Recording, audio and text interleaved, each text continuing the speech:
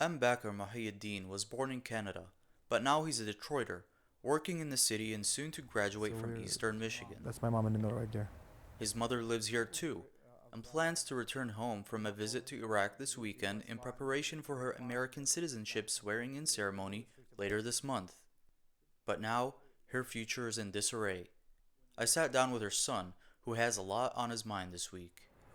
Tell me how it was in the household after you learned that Trump signed the executive order. Honestly, it wasn't that much of a big deal to me at first. It was just a regular day. It was actually my anniversary for having my green card for 1 year. So I was just laughing to myself.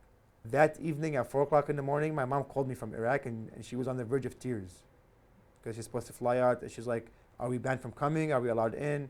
Am I able to come home? So those next 48 hours was very emotional, it was very hectic. And I was talking to lawyers, talking to friends, talking to different organizations that have connections with Congress just to see if my mom will be able to make it home or not.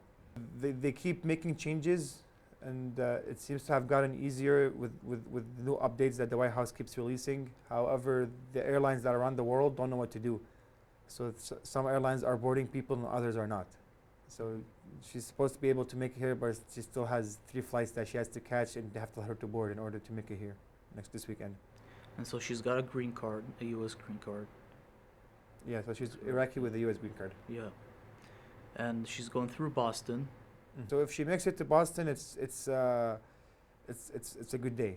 Once she makes it to Boston, she'll be out. But in order to get to Boston, she's going to be connecting through 2 other cities in the Middle East. And these cities are not even flying people. If your destination is America, they're not allowing you on the plane in the first place. They're afraid of not following the U.S. law and they get fined or banned from flying. So they're really strict about it.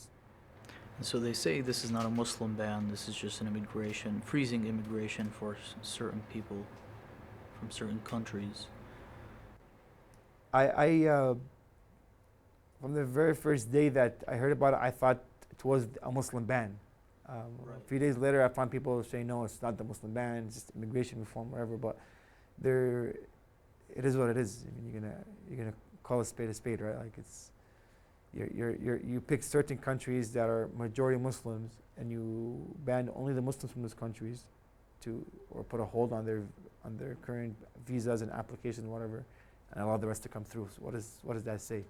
I mean, this is unbelievable what's happening right now. Could you have predicted something like this? Never.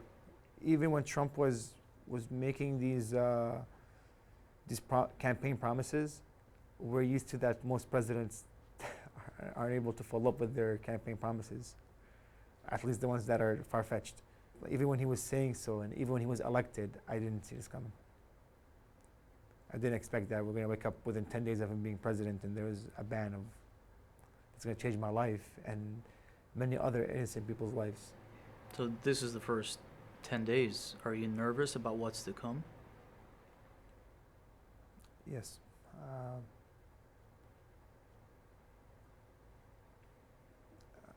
America's gonna it's doing some soul searching right now, and it's going to be a shaky ride, right? So I do not know how much worse it can get before it's going to get better here.